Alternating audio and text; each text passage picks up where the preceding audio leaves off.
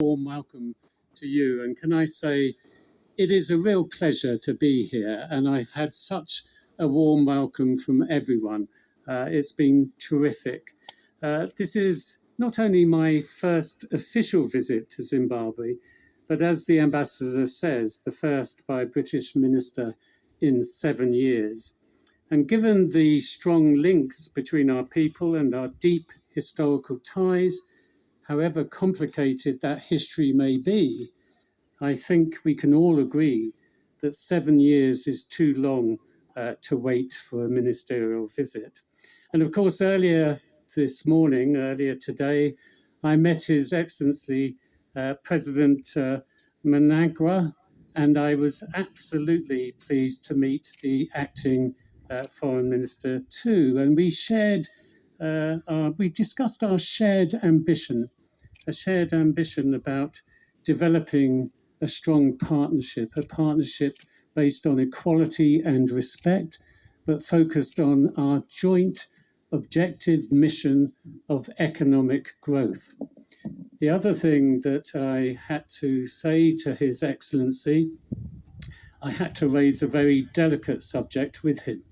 I did say that it was very important to explain my title of Lord Collins of Highbury. He seemed quite concerned about what I was going to say, but I stressed that the delicate nature of it was that I had to point out that Highbury was the home of the best Premiership football team. Good, put your hands up. All you Gooners. I, of course, knew that His Excellency was a keen Chelsea supporter. So I made clear that my brother and my sister were also keen Chelsea supporters, so we kept it in the family. But I think it just is a good example of our close ties and our close relationships. But what I did explain to him was that the partnership we were developing, which is at the heart of our new approach to the continent.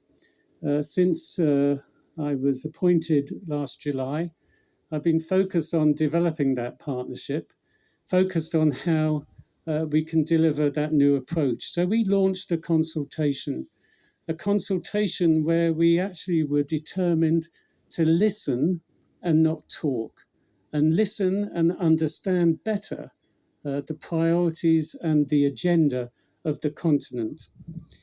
We wanted that approach to be focused on long-term growth, not short-term fixes.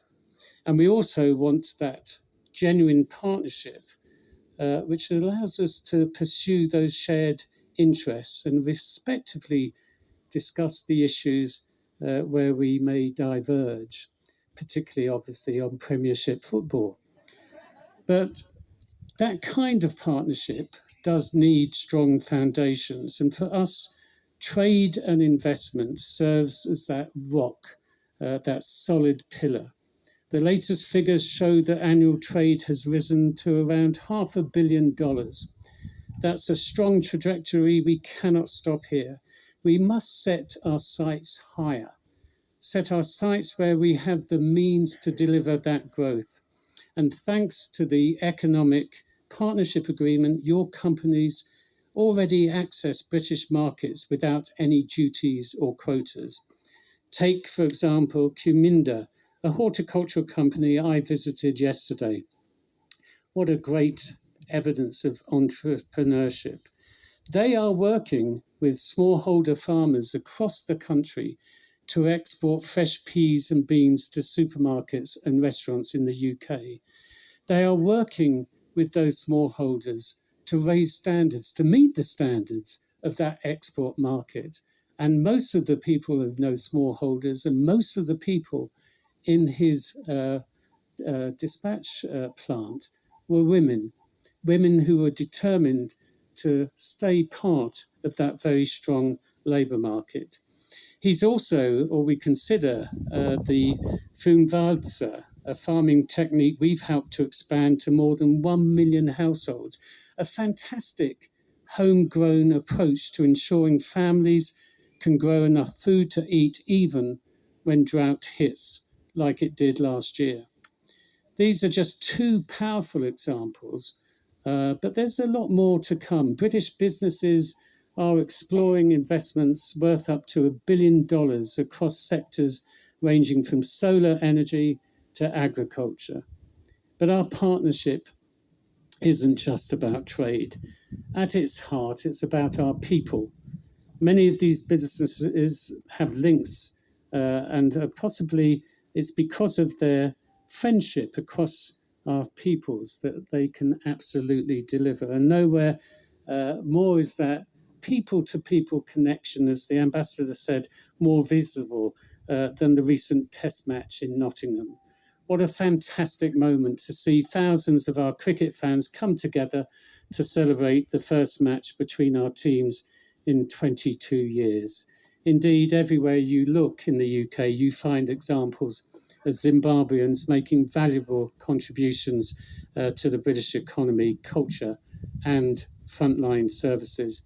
I did say to the ambassador that he kept saying to me what a great, fantastic opportunity Trent Bridge was. And I had many briefs. Every brief I opened talked about the cricket. The one thing it didn't mention was the outcome of the game. Maybe I shouldn't mention that. But I do also, I want to also mention, because I think it's a shining example of what I'm talking about, is Linda Mudzenda, who sang so excellently and so beautifully the anthems of our two countries. When she's not dazzling audiences as Britain's Got Talent semi-finalist, she's caring for children in the United Kingdom. A very valuable job she does. What a huge skill she has. And these warm ties are also just as evident here in Zimbabwe. Take, for example, the midwives who have returned from Buckinghamshire to the very hospital where they were trained and are now using their experience to help reduce maternal and newborn deaths.